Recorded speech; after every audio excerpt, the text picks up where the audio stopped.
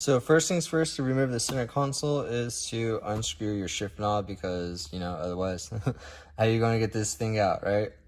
Disregard this e-brake because I have an aftermarket shift knob, or not shift knob, aftermarket e-brake knob for that. So yeah. Anyways, continuing on.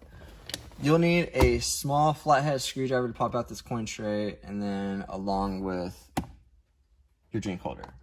So you'll have 5 screws total. The first 2 will be right here. Boom and boom, obviously.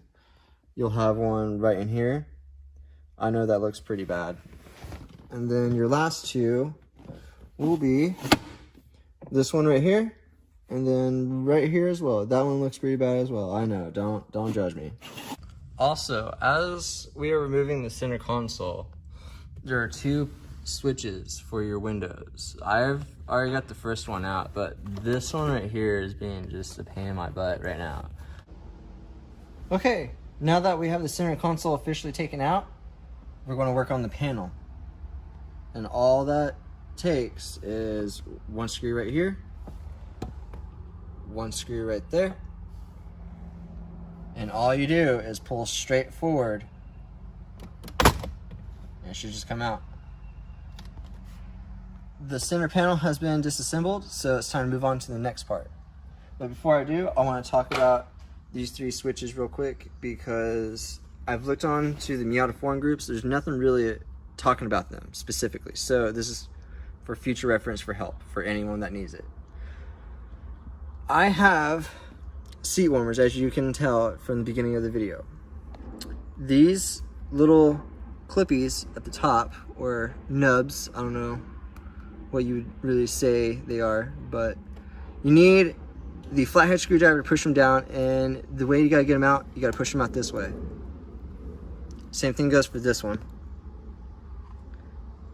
You can kind of tell where I marked it up at, but where that little hump is, that's where that connection is going to be, and you gotta press in really firmly and press out, going that way with it. Otherwise, you're gonna have a fun little 2-hour process of trying to get this out, saying, WTF, man, I can't figure it out, bro.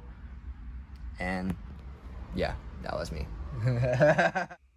Last and not but least was to reinstall everything just as you see right here. But there's 2 things I want to clarify before finishing off this video for you.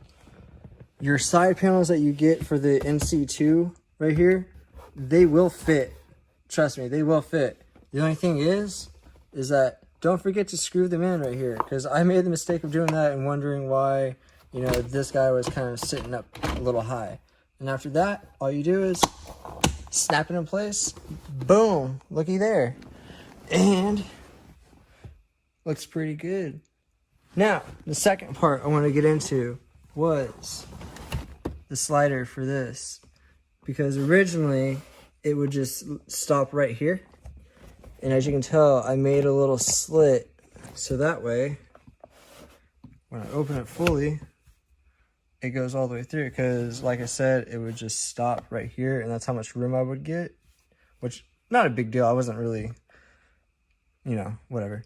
But made a cut, and voila.